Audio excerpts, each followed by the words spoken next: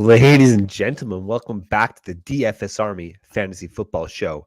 I'm your host, Shane Seeley. You can follow me on Twitter at the Flex Network One. Today, I'm joined, of course, by Mike Dickinson. You can follow him on Twitter at Mike_Dickinson. Mike, what's going on, brother? Dude, what's going on? I'm glad you're up and about, feeling a little bit better. For the people, we're a little bit late today. Apologize for that. Shane just got back from traveling. Where were you, dude? You were in the States, right? Yeah, it was my first cross-border move since this whole COVID shutdown thing, and I've gone pretty much literally this entire time without catching COVID. But lo and behold, she found me, man. She found me, and so I'm just battling with it. Last night was a little rough, and I'm just trying to get through it today. So the show must go on, Mike, and It thus absolutely we are must. here. Yeah, absolutely. So, brother, we're today going to talk about the rookies that are being drafted in the fantasy football redraft leagues, or specifically Underdog. It's basically where we get most of our ADP data at this part of the season.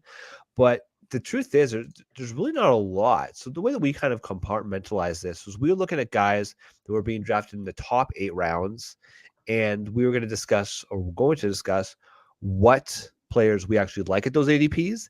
Ones we're going to fade. And then for pretty much anybody after round 8, it's going to be those honorable mentions, guys that we're looking to stack on our benches or just go for the upside play. So let's get right into it, Mike. I mean, really at the top, we know this year, for those who are in Dynasty, which is pretty much everybody that we record with, there was not a lot of sizzle at the top, but there was, of course, Breece Hall. And so Breece Hall is going right at ADP 48 as the RB 19. And when you look at the running backs being drafted around him, right ahead of him are Ezekiel Elliott, Travis Etienne, Cam Akers. Then there's, of course, Breece Hall. And then right after him is David Montgomery, J.K. Dobbins, and Josh Jacobs. So I feel like at that ADP, there really is a good opportunity with Breece Hall's talents. The only question is, will the Jets trust him to be their workhorse? So, Mike, what do you think? As RB19, ADP 48 overall, are you comfortable taking Breece Hall there? This is probably going to shock you, but I am not. Ooh, interesting. Yeah. So what I like to do this time of year is, if you listen to SiriusXM at all, you're in your car. I'm in my car a decent amount. Yep.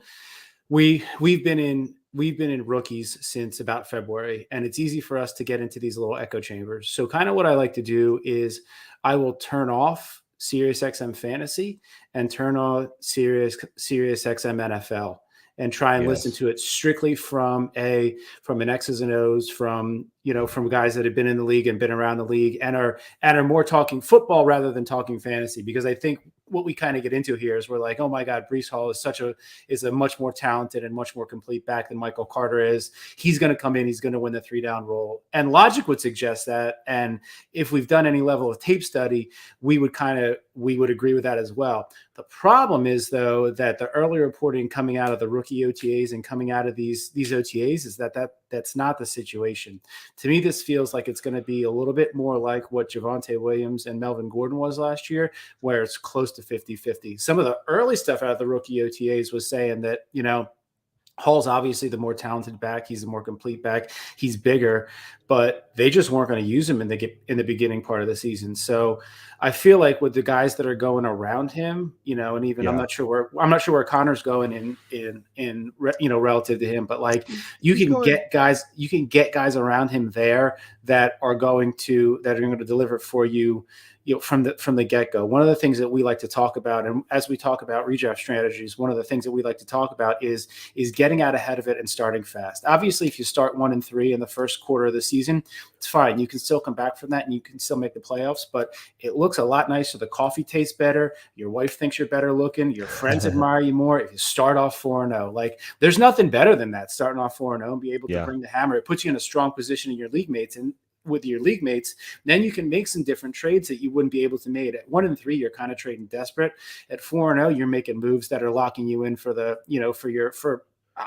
candidly for a playoff run. So I'm probably going to stay away from him in that ADP. I'd be more comfortable with him in the 6th, 7th round, around there. If I already have my solidified RB1 and 2 to take a shot on him as an RB3, I did it with Carter, but Carter was cheaper last year, so it worked out for me there.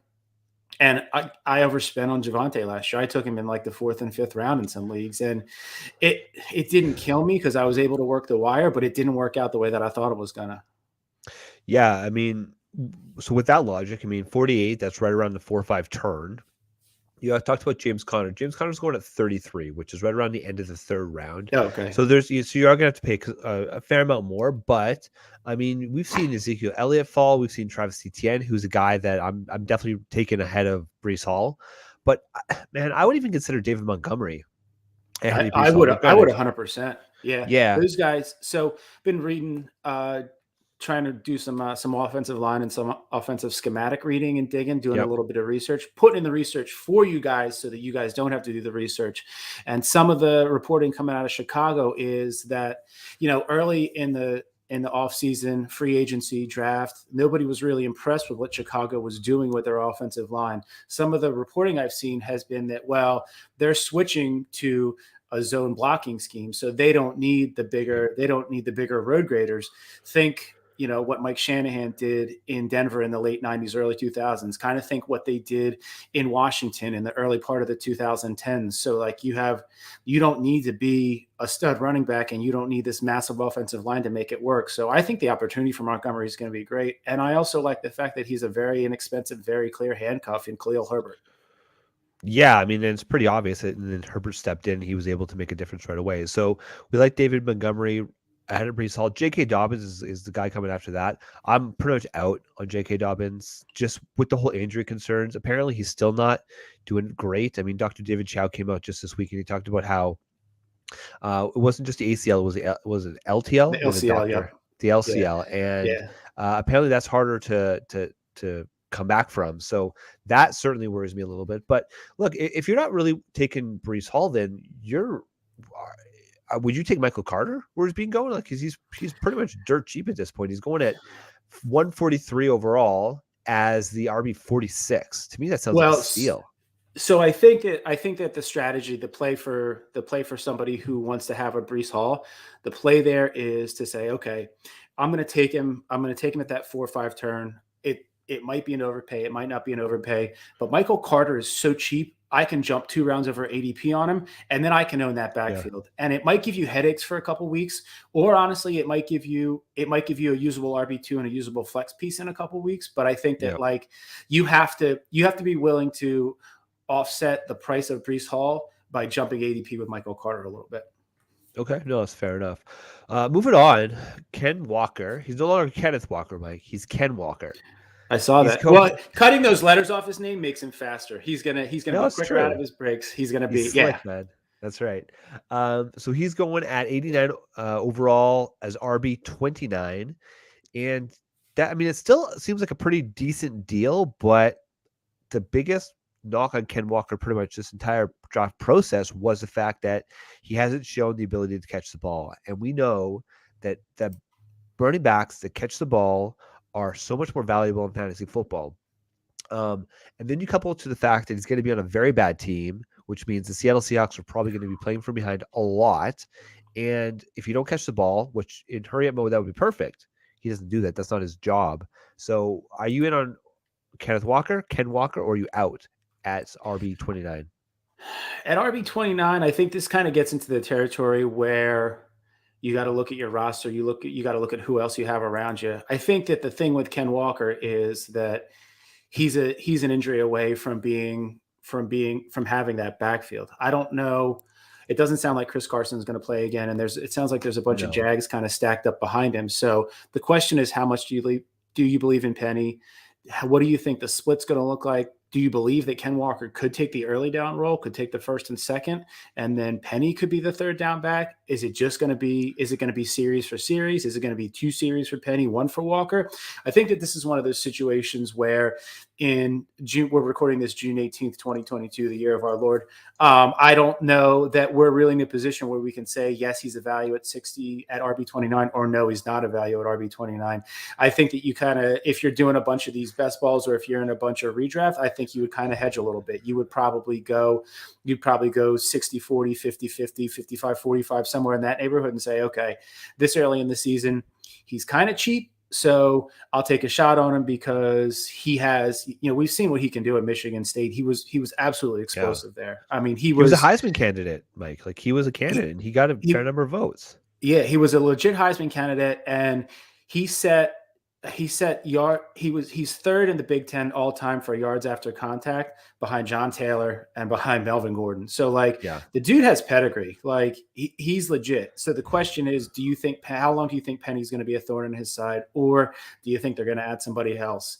If we're having this conversation August 15th, we have much more insight that we've gleaned through training camp, through a couple preseason games, through coaches, through beat reporters, everything like that. So we're trying to kind of read the cards here. So I think in 65% of my drafts, 50 to 65% of my drafts, I would take the risk on him there. Again, Penny's not super expensive to pay. So if you look at if you look at what you have to pay to get Walker and to get Penny to own that Seattle backfield, then it potentially becomes a little bit more enticing. There was a time at the end of the year last year, I'm going to kind of speak out both sides of my mouth here. There was a time at the end of the year last year where Javonte Williams and Melvin Gordon were both usable because they were both putting up 13 to 15 points a game. So you take one of them in a PPR setup, you take one of them as your RB2, the other one slotted in as your flex play, and it's good. You know what you're going to get out of those two, and then you can build the rest of your lineup around it. We may end up in a situation like this in Seattle because honestly, nothing about Drew Lock or Geno Smith inspires you at this point. They still might trade for a Jimmy G or for a Baker Mayfield, but it sounds like Watson's going to be out for the entire year. So maybe Mayfield stays in Cleveland. I don't know that that's possible, but I still don't think the quarterback issue is settled yet. So regardless, though, I think that Carroll's going to want to run it 35 to 40 times a game. And I'm not exaggerating. Like I really think that he would be happy to run 35 times a game and throw 18 and have the slowest offense ever in the history of the NFL.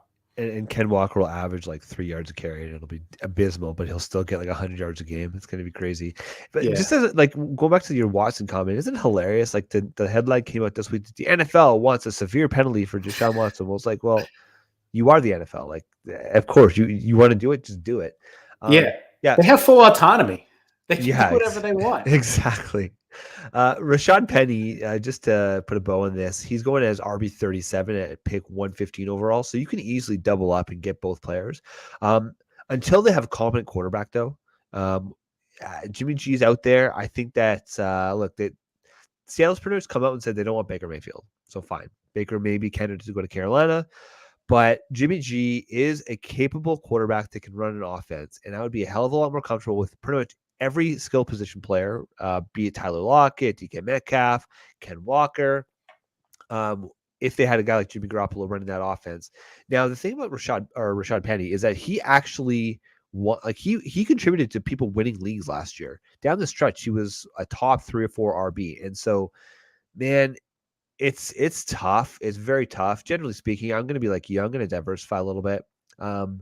And hope for the best. And listen, you don't have to pay the King's ransom, right? Like, yes, it's about an 8th round pick to get Ken Walker, but that's still not too pricey when you compare it to what you have to pay for Breece Hall. Just a few of these other rookie running backs that are going shortly after him. The next guy is James Cook, going as RB34 at 107 overall. Dameon Pierce as RB40 at 129, and then Rashad White at RB42, 131 overall. I think you and I are both on the pro James Cook camp. So to me, I've come around. Yeah, man. I mean, him and Devlin Singletary are literally back to back at pick 106 and 107, RB33, RB34. Now, to me, Devlin Singletary he's just a guy. He's a definition of just a guy. And yes, he played well again down the stretch run for your fantasy football playoffs last year. But James Cook, man, he's a different level of talent than Devlin Singletary. He's a complete package, and they're the same bloody size. So people that are worried about James Cook carrying a workload, well, Devlin Singletary can't do it either. So, do you like taking James Cook at that ADP, or perhaps Dameon Pierce, James White, or maybe somebody else? Tell me about. No, that. I love James Cook at that ADP. I also really like Dameon Pierce at that ADP too, though. I mean, that's a situation where that I think he's set up to just take that backfield. David Johnson's nosing around some odd teams. He doesn't sound like they have any interest in bringing him back. You worry about what that offense is going to look like. I think it could just be absolutely dismal. Like I don't know what the heck they're doing. It sounds like they're changing the entire offensive scheme. So you worry about that a little bit, but I think Pierce is going to get the opportunity. I've seen some projections that have him projected for as many as 215 touches. So if you're getting a running back that's getting 215 touches at 41, 42, it's a great spot to be in. I think more often than not, I would tend to lean Cook, because probably I'll have 3 running backs at this point. To have Cook as your 4th running back in a great offense. I think we talk about the Bills as possibly being the best offense in the league next year. Everybody has them. Everybody has them at least in contention for a Super Bowl run again. They're going to win. They're probably going to win the NFC East. They're probably going to go deep into the playoffs. So they're a very, very good offense. And this coaching staff drafted him for a reason. They spent a 3rd round pick on him. I think from that standpoint, I would tend to lean Cook a little bit more. But I mean, if you go wide receiver heavy early, and you somehow want to grab an elite tight end, or you want to grab an early quarterback, grabbing Pierce as your 3 at that point in time isn't terrible. Also, a lot of it depends on roster construction and your appetite for what you're going to get out of them. Do you think Marlon Mack's going to be the starter in Houston, or do you think it'll be Pierce? I think that what'll happen is, you remember the game where they played the Giants and David Johnson was the starter and played a snap, and then Chase Edmonds went absolutely ham, and Arizona Cardinals came out and tweeted, "You should have started Chase Edmonds in fantasy." Well, David Johnson was active and he was the starter, so get bent, Arizona Cardinals Twitter. Yeah, I think that might be the situation where, Marlon Mack is the starter. He's the number 1 on the depth chart. He's in there for the first series, but I think it's going to be one of those situations where, there's a reason Marlon Mack is in the position that he's in. Yeah, he's gotten injured, but it wouldn't have taken much for Indy to bring him back. I mean, hell, they let him go and brought Phillip Lindsay in. So what does that tell you about? And they've had Mack in the building for a while. So what does that tell you about their evaluation of him? I've never been a Lindsay guy, but apparently they like Lindsay more than they like Marlon Mack. So if you're a Marlon Mack truther, that scares you. If you're a Dameon Pierce truther, I don't think it scares you too much. Both things could be true. Mack could be the true starter, but Pierce could be the better back to own. Yeah, no, that's interesting. And you mentioned about David Johnson, and the thing about David Johnson, he was just at New Orleans and they weren't, quote, able to get a deal done. But New Orleans has Alvin Kamara, who could face a suspension this year. Next man up is Mark Ingram, who is older than sin, and then Alec Pierce, who I like, but he was an undrafted free agent this year as a rookie. So if David Johnson can't make it there, he ain't gonna make it anywhere. Say New York City, man. What about some of his late dart throws, like Tyler Algier, Tyrion Davis-Price, Brian Robinson? Are any of these guys the last pick of your draft, guys that you would like to take a shot on? Yeah. So listening to the podcast that Alan Sosowski did, the RotoWire podcast that Alan did with Jordan McNamara, he talks about when you're building your dynasty roster, you want to build it with one-away running backs. And I think that as you get towards your late rounds, I think it makes more sense to add these one-away running backs to your roster. So Clearly Elijah Mitchell is the starter in San Francisco, but depending on what we hear coming out of camp, it could be that TDP is running as the number 2. In that situation, Mitchell's probably going to get hurt, so it makes sense to grab TDP later. Tyler Algier, 100% it makes sense. We don't know how that situation is going to play out. I don't think that they're going to run Cordero Patterson out of the backfield as much, so I think that Algier is going to get a lot of run. And then you look at Brian Robinson. I think Brian Robinson is going to have a role. It sounds like this backfield is going to get even murkier and frothier than it was last year.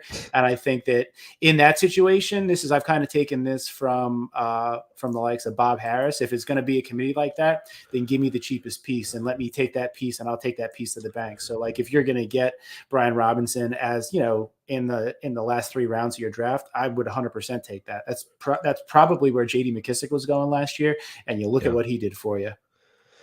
Yeah, I like Zamir White in Las Vegas as a dart throw. And again, it's about 1 injury away. So obviously Josh Jacobs is going to be the starter. Zamir White, they got Kenyon Drake as well.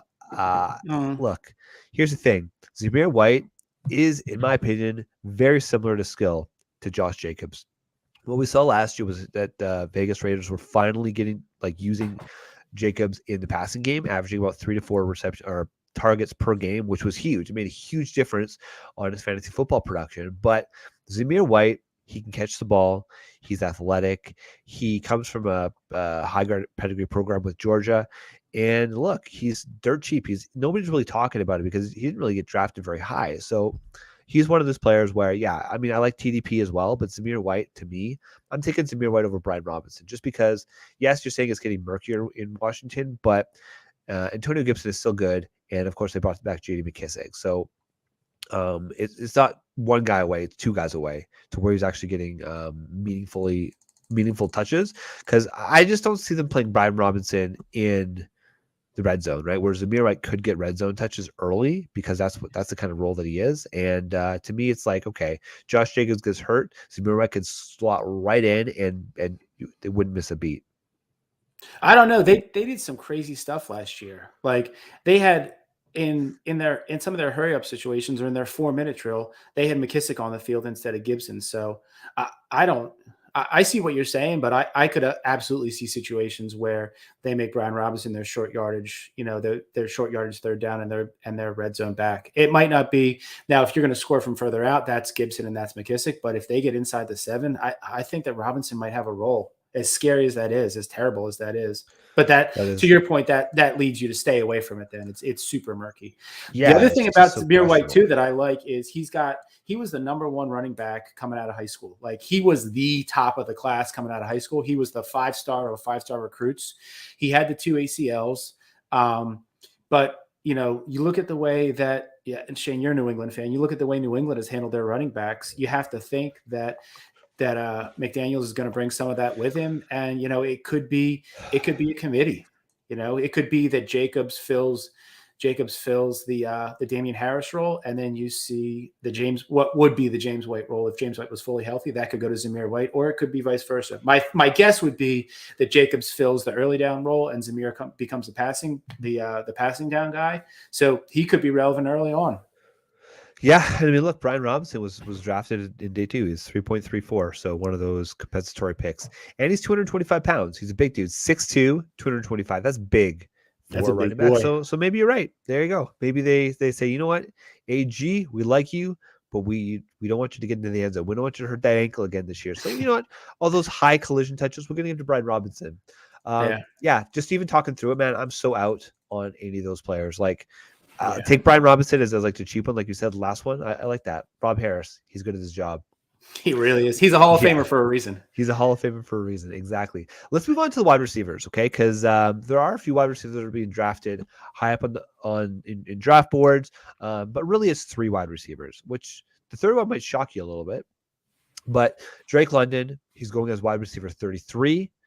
Treylon Burks is wide receiver 38, and Sky Moore is the next rookie wide receiver being drafted ahead of Chris Olave and Garrett Wilson at 43 overall. So let's talk about the one guy in the Twin Towers there over at Atlanta, Drake London, 68 overall, wide receiver 33.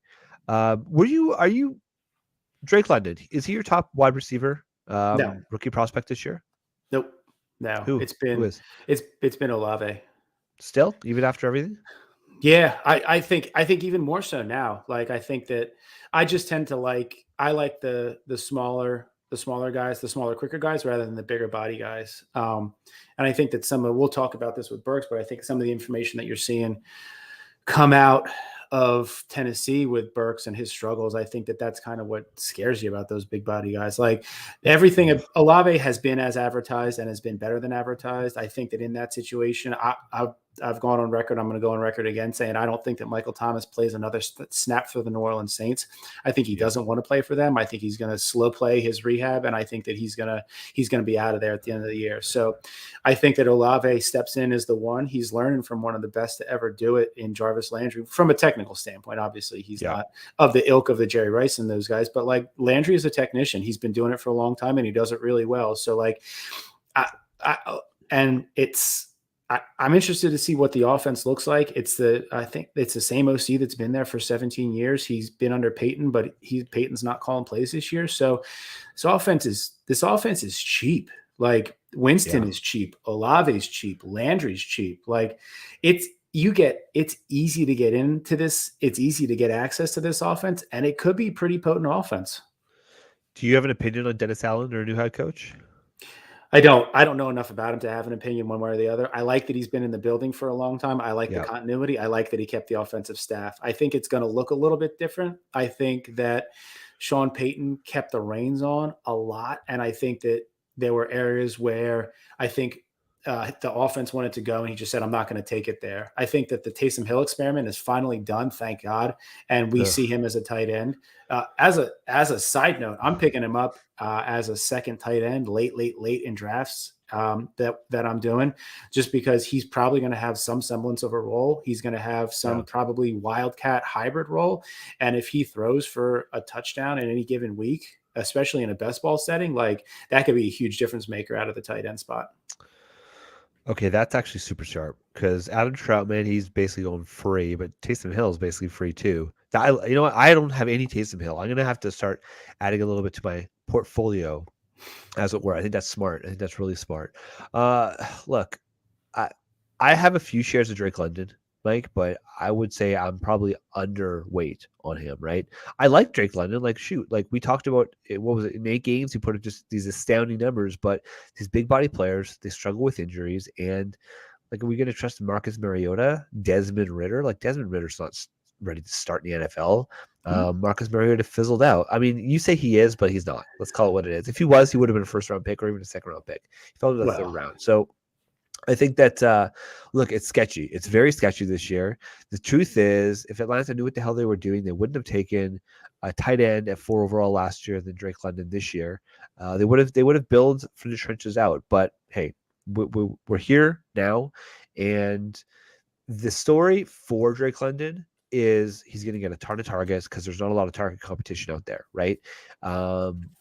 But at the same time, I think it's going to be a low productive offense. He's not going to score a lot of touchdowns. So what's a realistic line for Drake London, Mike? Probably like 70 receptions. Yeah, I was going to say 60. I was going to say 65, 70 for about 850 and 5. Yeah, exactly. Which is what? Well, it would be a wide receiver 3 at best. He's going as wide receiver 33. So it's like he's in that category, but at 68 overall, he's going around the likes of, he's going just after Elijah Moore and Amon-Ra St. Brown, and he's going just before Devonte Smith, who, I'd probably take a Drake London there. Michael Thomas, we're out on Adam Thielen. You know what? It's actually interesting. When you look at it, there's a huge teardrop after Drake London. So that would probably be, that's an interesting part of the draft, pick 68 overall. You look at the running backs, you're in the dead zone. You look at the wide receivers, I'm like, do I really want to go Drake London, or do you want to go elite quarterback? You can get quarterbacks in that range. That's probably the sweet spot to take those quarterbacks. Like Jalen Hurts is going right around them. So that's probably the play right there. I've been playing fantasy. I've only been playing fantasy since 2015. I've always been a late quarterback guy. Like I always like to play quarterback chicken in the draft room and see if I can be the last one to take a quarterback or not. I think that this year I'm going to pivot off of that. And I want to get one of those top 4 guys. I think I want to get an Allen, a Mahomes, a Burrow, or a Herbert. I think I want to have exposure to those guys in my redraft leagues. And I probably don't want to pay the price for an Allen or a Mahomes because those guys are going like 3rd, 4th. But I think that Burrow and Herbert are going to settle into that sweet spot that we're talking about in the 60 to 72 range, kind of in that 5-6 territory, right around there. And I think that if you can go stud running back, receiver, receiver, receiver, running back. So you have 2 running backs, 3 stud receivers, and then you come back with an elite quarterback right there. And especially like if you grab Keenan Allen as your wide receiver 2 and then come back with Justin Herbert as your quarterback, oh, that's juicy. That's juicy, juicy, juicy. Yeah, I like that a lot. So there you go. I mean, like Drake London, he's a fair value when you look at the guys being drafted after him. We don't like value though. But we don't like value. We like leveraging value to build our rosters. Yeah, exactly. So we're probably out on Drake London. Look, I'll be honest with you, Mike. Traylon Burks right now, if you're in drafts right now, I'm saying don't draft Traylon Burks right now, because the more news that comes out that he's out of shape, that he's not participating in these mini camps, the more his ADP is going to continue to fall. And when he's probably in rounds 8, 9, 10, that's when I'm a lot more comfortable drafting Traylon Burks. Now, this could be to my detriment, but because I'm a huge Jalen Brooks fan. I liked a lot what he did at Arkansas in college. Fun guy to watch. He needs a smart coaching staff, and I'm not entirely convinced that the Tennessee Titans are going to be able to do that, right?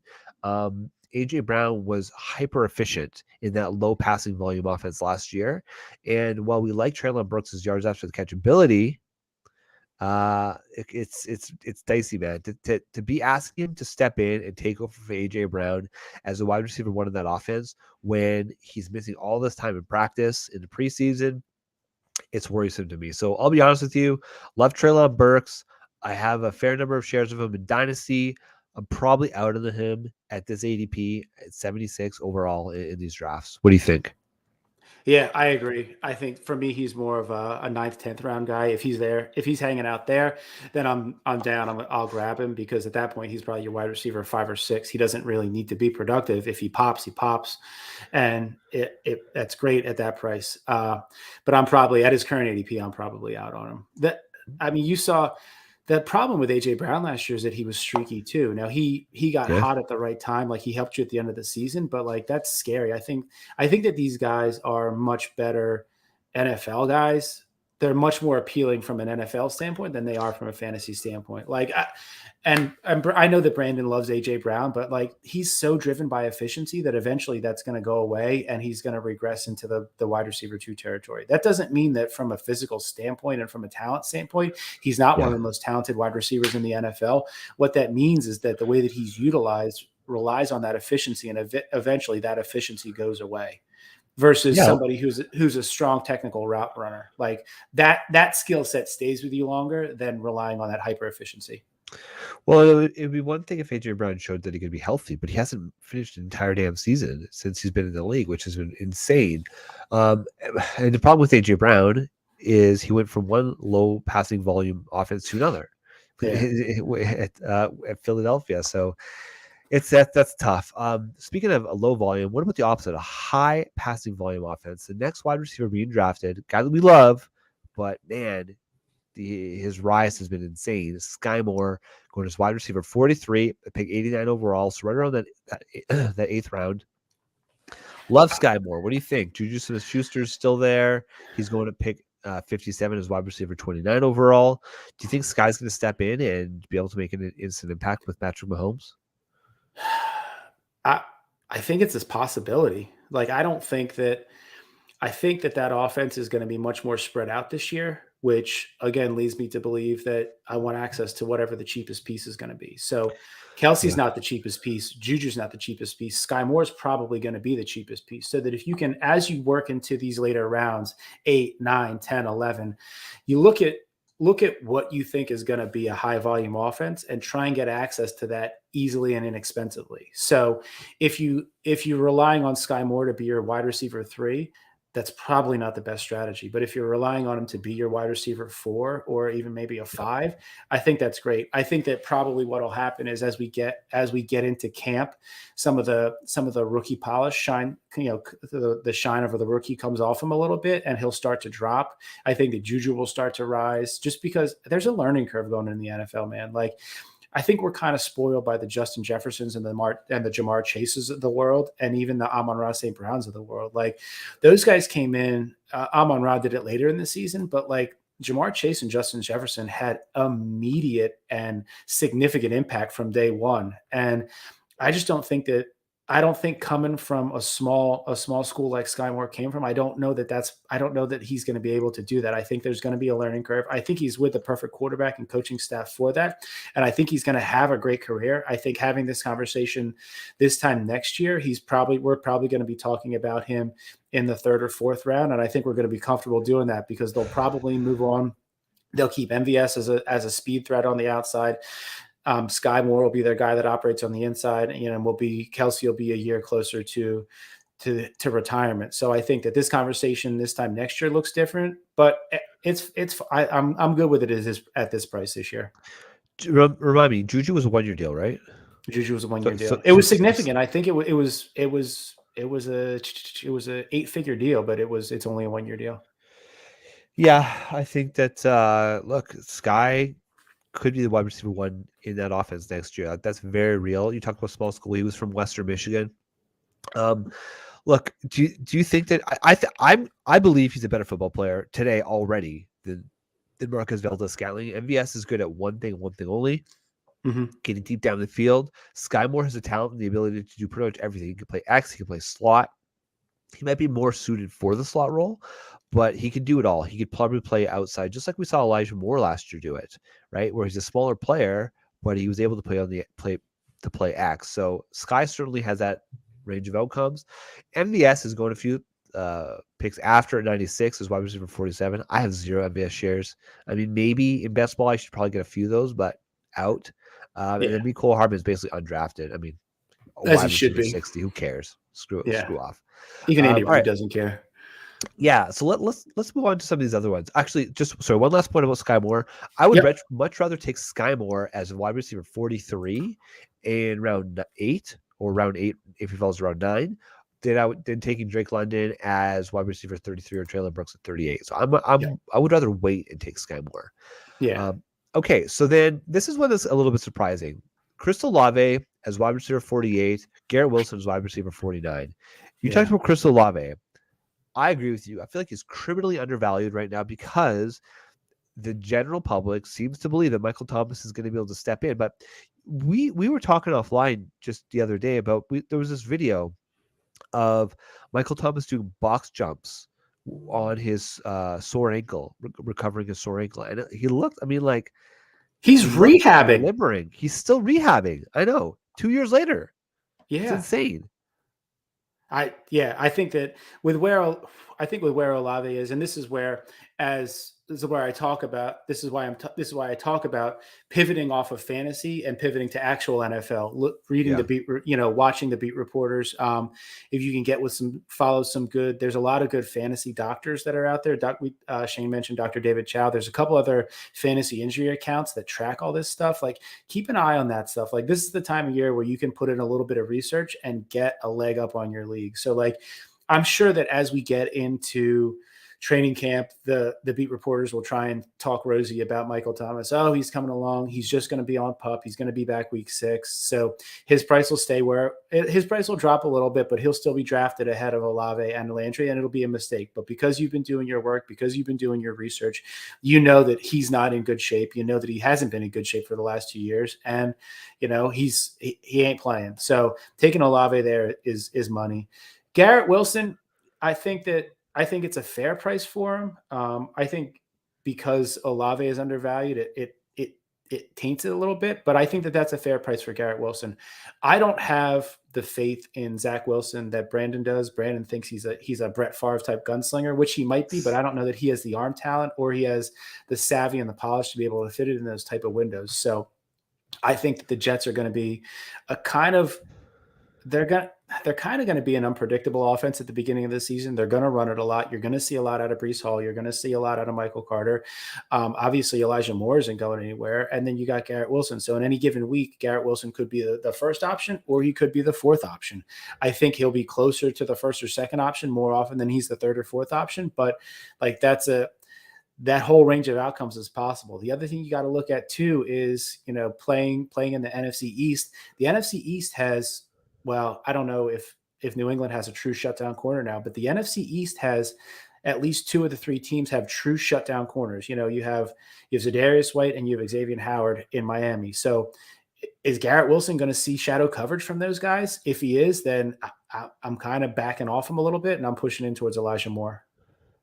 Yeah, what worries me so much about the Jets offense in general is I was not in on Zach Wilson last year, and frankly, the weeks that Elijah Moore went off, wasn't it Mike White that was in? Like, remember that the Mike White experiment? It Like was Mike this White, is, and then they brought Joe Flacco back, and Flacco, oh yeah. Flacco fed Carter and Moore too. Flacco's So still there. he is still there, and it looks they're going to give Zach Wilson every opportunity to show that he is the second overall pick that they think he was. Right. The problem is I don't buy into it. I just don't buy it. Now I'm getting shares of this offense because I love Garrett Wilson. He was my top ranked wide receiver before the draft, and I love Elijah Moore, obviously. Right. So we're getting shares of it. I love Brees. I love Brees Hall, and I love Michael Carter as well. I love all the skill position players. I don't like the quarterback, and that worries me. But look, he was drafted at 2 overall, maybe for a reason. Maybe it's just the Jets being the Jets. But Garrett Wilson is wide receiver 49. I like the value here as just he's at this point he's your bench. He's not a bench option. I read reports that the Jets were trying to trade for Russ Wilson this offseason when they heard he became available. Yeah. So that tells you everything you need to know. They drafted Zach Wilson at 2, but they ain't that into him. Yeah, but I mean, it's not really fair to say that, right? Just because, like, I still firmly believe that Baker Mayfield is at least an average quarterback in the NFL. Maybe like the off-field stuff, the personality rubs people the wrong way. But if you have an opportunity to upgrade, you should do it. And it's Russell Wilson. Maybe he's not what he was 5 years ago, but he is clearly, definitively better than Zach Wilson. And there's a reason Seattle said, no thanks. Nah. Okay. Moving on, the next 2 guys drafted, Christian Watson at wide receiver 53. I'm just going to come out and say it. I'm out on Christian Watson. Yeah. I've got a few shares of him just basically because of the price, but he's so raw, and Aaron Rodgers was throwing the ball to him a little bit this offseason so far, which is good, but I just feel like that offense is going to be very disappointing. I'm out on Christian Watson. Jameson Williams, same deal. He could start he's going as wide receiver 57 at 121 overall. He could start the season on pop. So if you're taking him in best ball, fine. But in your regular redraft leagues, he's just going to be a roster clogger. So I like Jameson Williams. To me, he's got like the most Jalen Waddle type range of outcomes this year in terms of just like that immediate impact. But he's injured and he hasn't been practicing. So as far as I'm concerned, this season's a write-off. I get bad vibes from Jameson Williams. Like I don't know why. I know that it's because he scowls. We haven't seen him smile once since he was drafted. Yeah, and like I think that they've added a lot of pieces to that offense. I think that they're just something about Jameson Williams doesn't give me warm and fuzzies. Like I can feel that Olave is going to have a huge role. Even when Jameson Williams comes back, I don't know if that he's going to have that big of a role. To me, what it looks like is they signed Chark to a 1-year deal, and then they drafted Jameson Williams because they knew they could let Chark walk after last year, and those guys are the same player. Chark in Jacksonville was awesome when Urban Meyer was not there and when Chark was healthy. He was phenomenal. But this is a different offense with different weapons. I mean, you got Amon-Ra St. Brown, you got Swift, you got TJ Hawkinson, and then you have Jameson Williams or DJ Chark, whoever's going to be that X receiver. And I think that he's going to have his blow up weeks. I think he's a much better best ball play. I think the savvy play here is if you're going to draft him, if you got a league with IR spots, I think you draft him in the 10th, 11th round. Maybe you draft him a half a round ahead of his ADP, stash him in your IR spot, and then pick up somebody off the waiver wire. Because the waiver wire is going to be chalk this year. Yeah, no, that I think that's sharp. Yeah, if you've got IR spots, that's a different story. But if you don't have IR spots, like a lot of redraft leagues don't have IR spots nowadays. Maybe they'll have like that COVID spot, but I mean, really, I don't want him on my roster because he's going to be a roster clogger. And then what? So say he's out 6 weeks, he's put on the pup. Week 7, are you going to be comfortable starting him? You want to see something first. What if he has a slow week 7 because it's his first game ever in the NFL? I get started him in week 8. No, that's 8 weeks. That's half the season pretty much gone. And to me, that's just too damn risky, man. Okay. these next two guys we're going to talk about, and then we can talk about your honorable mentions. But back to back, we got Johann Dotson as wide receiver 65 at 141 overall, and Jaylen Tolbert as wide receiver 66 at 144 overall. Johann Dotson, look, I get Terry McLaurin is not in camp right now because he's holding out. Washington pay Terry McLaurin, for God's sakes, just pay the damn man. But Johann Dotson, man, he name the superlative. He's been described as just electric. Amazing chemistry with Carson Wentz, like every positive vibe you can get, which is still training camp, it's still the offseason, so take that with a grain of salt. But it certainly beats the alternative, like the N'Keal Harrys of the world, where it's like, oh, this undrafted free agent is beating out this first round pick. So Johann Dotson, man, at wide receiver 65, we talk about like that lottery ticket. Fuck, I'm in, man. I love Johann Dotson. There's no downside. Like, there's literally no downside. You're going to churn those bottom spots on your roster anyway. So, like, all right, so you're going to take him, or you're going to take a second or a third tight end. You're going to take him, or you're going to take a second or a third quarterback. Like, take him. If he's a lottery ticket and he hits, great. If he sucks, drop him and pick somebody else up. Like, you should be active on your wire, and you should not value those back end roster spots. You should churn them every single week. Johann Dotson is not a big dude, but he plays big. He creates a wide catch radius, and he knows how to separate. And we talked about it earlier in the show, but like these big body wide receivers, they tend to break down faster. But Johann Dotson, he's going to be one of these players that he's going to get better as he ages. Like he's going to become one of those route technicians that we talk about in 2 or 3 years in the NFL as one of the best in the NFL. Book it. I guarantee it. It's going to happen. There's a reason that even though we went to a small school, they reached on him. No, he went to Penn State. He didn't go to a small school. Oh, Penn State. Okay, yeah, you're right. I don't. It's not one of these like. It's not the Alabamas of the world. It's not the Ohio States of the world. But it's still, yeah. I mean, and you look at the pedigree of Penn State slot receivers. Now, Allen Robinson's not a slot receiver. Allen Robinson came out of there. Chris Godwin came out of there. KJ Hamler came out of there. KJ Hamler has had his injuries and he hasn't really popped, but like he was a great prospect coming out of there. And then Johan Dotson was right behind him. So like you look at that lineage and those guys that will come out of there, that there's a lot behind Johan Dotson. Yeah, okay, fair enough. And look, he's got some draft pedigree, so they're going to use him. He's showing why he was drafted in the first round pick. So I love Johan Dotson there. What about Jaylen Tolbert? Do you think Jaylen Tolbert's going to walk in as a wide receiver too on Dallas? I think he's got a shot to. I mean, who else is there? They have they let Cedric Wilson go. Cedric Wilson is now down in Miami. And then and James Washington is there. It's basically James Washington, CeeDee Lamb, Gallup's injured for the first bit of the season. I mean, Dalton Schultz is obviously there. I think they're going to use Tony Pollard out more. I think we'll see Ezekiel Elliott and Tony Pollard on the field at the same time. So they're going to be creative, I would suggest. Yeah, but Jaylen Tolbert was a beast. I mean, he was a beast at the Senior Bowl. His workout metrics were good, and I think that he's gonna, if he goes in there, he's gonna have the opportunity to earn a role. Obviously, you talked about, I think Gallup's gonna be sitting out a decent amount of camp. There's a chance he may even start on the PUP list. James Washington is just a guy. Dalton Schultz is having his contract issues. I guess he showed up for the last part of the mandatory OTAs, and he'll probably be at camp. And he's a favorite target of Dax. But with where you're getting him in the wide receiver 60 range, like it's absolutely worth a shot on the back end of your roster. I love it. Yeah, to beat Jaylen Tolbert, he's the Dallas Cowboys play fast. They're going to continue to play fast this year, and with lots of passing becomes opportunity. And look at the cost, Jaylen Tolbert.